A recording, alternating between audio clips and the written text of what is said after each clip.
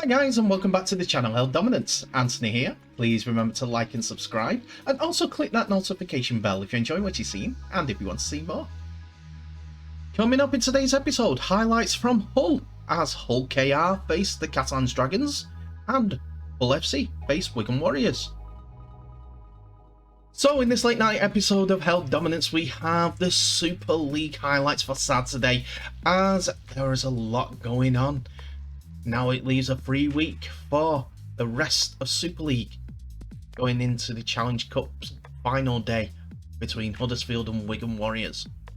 Anyway, so who are competing in the final day of Super League round 13? So the early game is between Hull KR and Catalans Dragons, and that was played on Channel 4. While the MKM Stadium saw Hull FC entertain Wigan Warriors. Hull KR are down on numbers and are down on form and confidence after two nillings had happened between them and Leeds, and also last time out, while they're coming up against a team that has crawled their way up with some consistent rugby league into second place in the Super League ladder. So who have both sides named in the squad? Well, the Catalans Dragons first of all see Sam Tomkins in his second game back from a broken leg, while Matteo Laguerre gets the centre spot instead of Dean Ware, who's still out of the squad, and Matt Whitley, who's been moved to the forward pack. Mitchell Pearce is now partnered with Artur Morgs, with Sam Tomkins and Morgs more than likely going to rotate during the game. Julian Busquets keeps his place in the forwards, as does Dylan Napa, as Michael McAlorum leads round the forwards.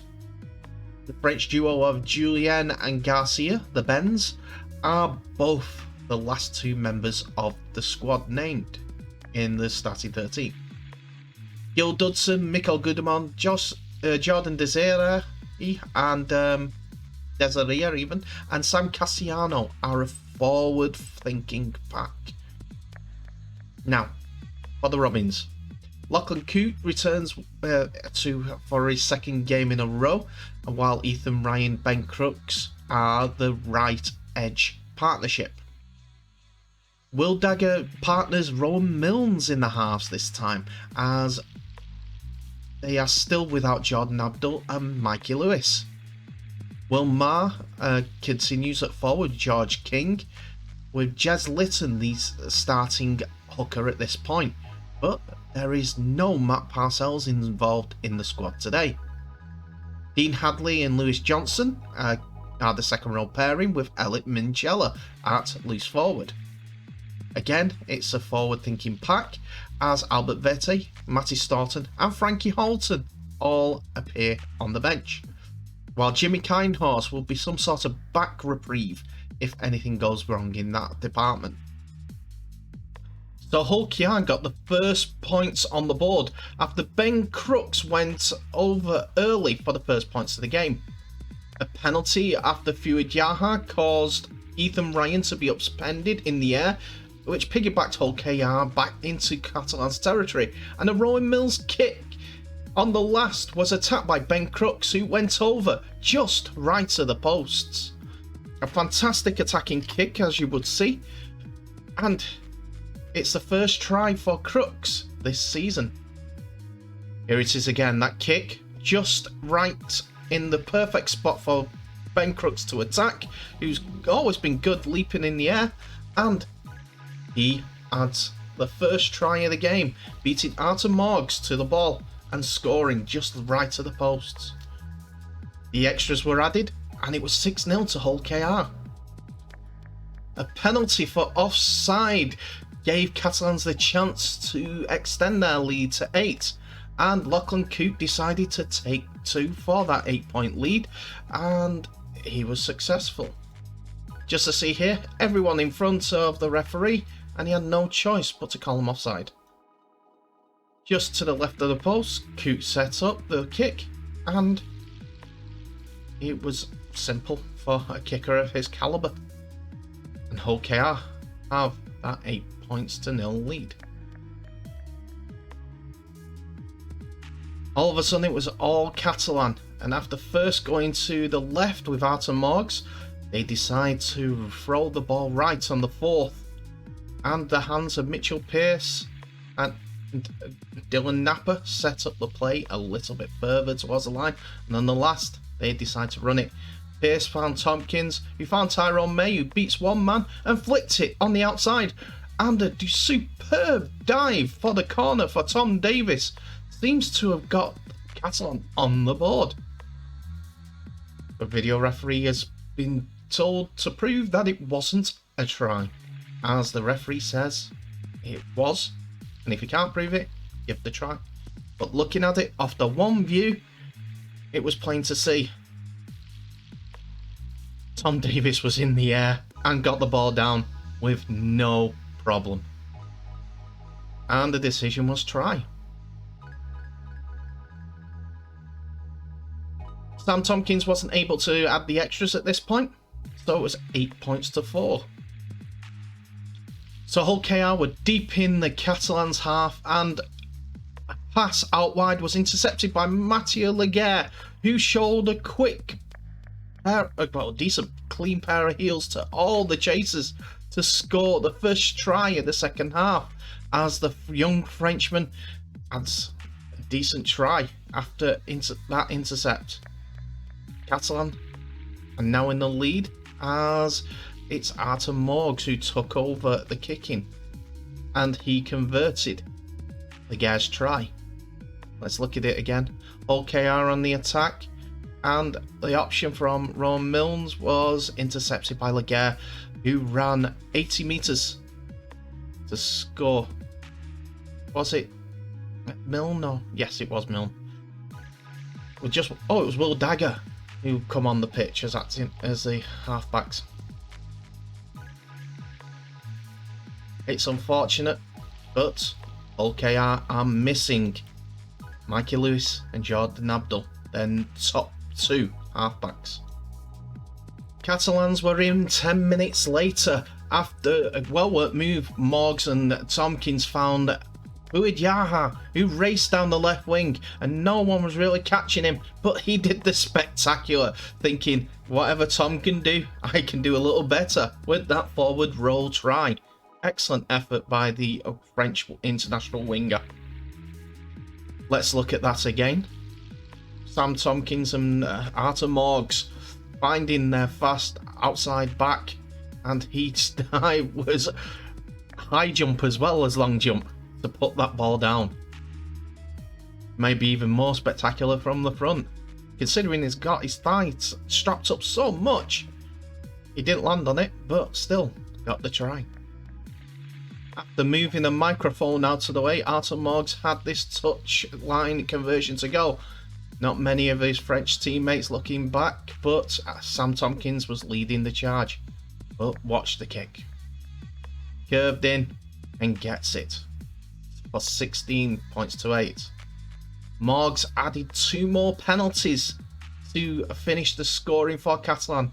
But while we talk about that, here's that Fouad Yaha try once more.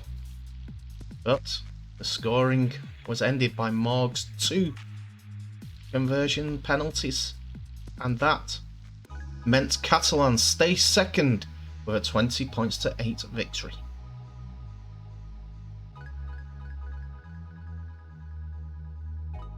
So our second game sees Hull entertain Wigan Warriors, as Wigan are looking to bounce back after their youngish side played last time out and were defeated by their next week's rivals Huddersfield at the John Smith Stadium.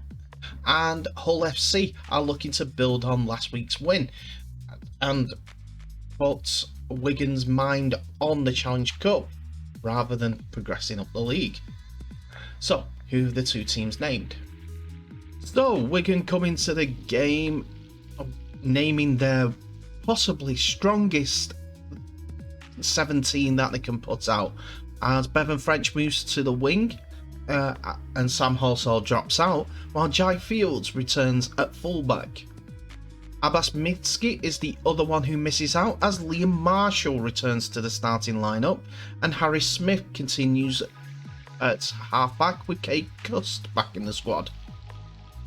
The forward line of Brad Singleton, Brad O'Neill and Cade Ellis has been replaced by one member. Liam Byrne is coming for Ellis, while Liam Farrell and John Bateman come in for Willie Isa and James McDonnell.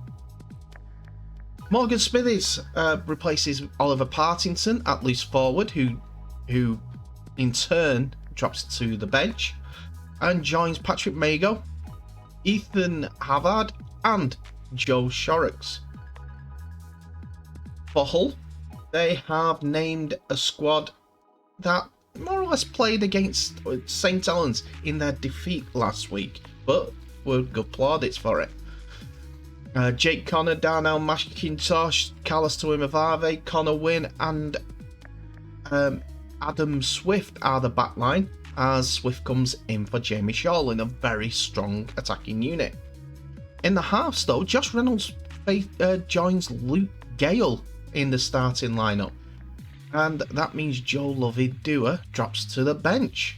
Lovidua has been one of the highlights for Hull in this last season. Liggy Sow, Danny Houghton and Kane Evans are the front row. Evans coming in for Scott Taylor, who drops to the bench also. Manu and Jordan Lane continue in the second row, while Brad Fash drops out due to concussion protocols, and that means Jack Brown gets promoted from the bench. That means Chris Sarte and Josh Griffin are the two on the bench that join Taylor and Lovidua. It is Hull that is on the attack in the first few minutes, as the third minute sees Jake Connor rifle a ball out wide to Adam Swift to score with 3 minutes gone. Fantastic ball by Jake Connor, but then instead of going left, they go back against the grain and go right, and Liggy Sow passes the ball out to Jake Connor, who fires it over to Darnell McIntosh, who does enough to score the second try of the game, as it was all going Hull's way. It was then Swift who goes over once more in the left wing after Connor's fast ball found Adam Swift with a lot to do, and it was 12-0 to Hull. None of the kicks have been successful by Luke Gale at this point. Wigan have fresh impetus as going down for 3 tries to 0 at this point, and it is John Bateman who gets on the score as he goes from halfback, uses the Manu retreating as a blocker and scores a good try, which Harry Smith converts. 12 points to 6. Back come Hull once again. This time Jake Connor's offload finds Josh Reynolds, who goes over for the try, which Gale finally converts for 18 points to 6. Wigan get the last laugh before half-time though, as Liam Marshall goes in for Wigan's second try, which Smith converts. Then just after half-time, on the 53rd minute, Harry Smith breaks through the line and he's got Bevan French out wide in support. Jake Connor knows that he can't beat him, and Bevan French goes in underneath the sticks, which Smith converts for another try. But Hull quickly turn on the gas as Gale's kick out wide is batted back by McIntosh and Josh Griffin, and as Josh Jones even, and as the Wigan defenders are looking to wait for the ball to bounce out, Carlos Tuimavave mops up and scores near the post, which Gale adds the extras to. After the setup play at this point, Hull decide to go for one, and Luke Gale adds that extra to extend the lead to 2 scores, with the match still in the balance. And Wigan made sure that it was in the balance after some quick hands find Bevan French on the wing, and Bateman is pulled down just inside the 10-metre line. And a quick play of the ball finds Thornley, and then they go through the hands. After a knockdown and a back to one, the ball goes out wide to Liam Farrell, whose try isn't converted, unfortunately, and that was Wigan's 22 points for the game. That means the next try from Chris Sarte was the final points to the game, which Gale converted, and Hull won.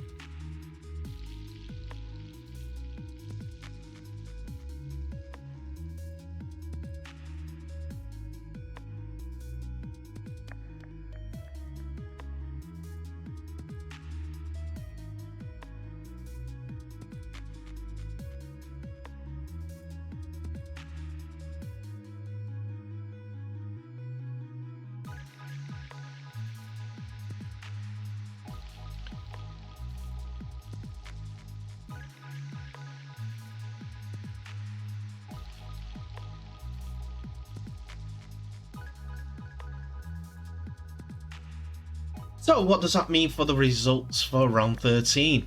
Well, let's start on Thursday and go through the games as they finished in order. Warrington Wolves beaten by Saints 12 points to 10 at Hallowell Jones Stadium, while the Huddersfield Giants were so close to being defeated by Toulouse in another great gutsy performance from both sides, to be honest. Toulouse to get that lead and try their hardest through extreme pressure from Huddersfield Giants, but Huddersfield Giants showed their class to get the win overall, especially with the last minute drop goal. Leeds Rhinos got their first win for their new coach Rowan Smith as his new team won 24 points to 6 against Wakefield Trinity. Wakefield, bereft of rumours and possible outgoings, are looking a bit low on confidence after they were beaten by Toulouse last time out and defeated by their nearest rivals above them this time out. Salford Red Devils look fantastic going forward in a 30 points to 14 victory over Castleford Tigers. One thing I do say about Castleford Tigers, they are good at home, but not so good away. They need to start picking up away results if they're going to be anywhere near the playoffs, if that's the target this season. Then today's fixtures. Hull KR 8, Catalans Dragons 20, Hull FC 31, Wigan Warriors 22. So what does that mean for the league table? Well, St Helens are 2 points clear of Catalans Dragons after winning 11 of their 13 games so far. Catalans Dragons have 10 wins and lost one more for 20 points, while Wigan Warriors are being cut adrift from the top, with Huddersfield catching them up only a point behind after their one draw this season. Hull FC are starting to turn things around and have won 8 of their 13 games and are on a 6-game home winning streak. Castleford Tigers' loss at Salford sees them stay above their local rivals, their rivals on the night, Salford Red Devils, while Hull Kingston Rovers still are just behind Tigers on points conceded. Now, Warrington Wolves are maybe getting better, but they're still in 8th place due to the defeat against St Helens. Salford we've covered, but Leeds Rhinos got their 4th win of the season against the team directly below them, Wakefield Trinity, but stayed 10th due to Salford's win. Toulouse are still rock bottom, I'm afraid, with 2 wins, but if results went in a different way, they could have been above Wakefield Trinity due to 2 drop goal losses against Wigan and now against Huddersfield. And that's it for another episode, ladies and gentlemen. Thank you so much for watching. Please remember to like, subscribe and share this video worldwide, as well as clicking that notification bell for any updates on new videos that will be coming your way soon. Tell me what your thoughts are of the highlights today. Do you think Wigan are too focused on the Challenge Cup at this time? Or is it Hull being dominant at home with 6 wins on the bounce? Are Hull KR getting over the loss of their 2 halfbacks and the potential outgoing of their coach at the end of the season? Or is it just that they've come across some good teams in good form at the wrong time? You tell me in the comments below. But there were some spectacular efforts there, both from Catalan's players, and it was a good game. Still, loads of heart from OKR. Anyway, please remember to share this video worldwide. Comment on the video, tell me what you liked, tell me what you disliked. But in the meantime, please stay safe. I wish you all the best, and I'll see you in the next episode.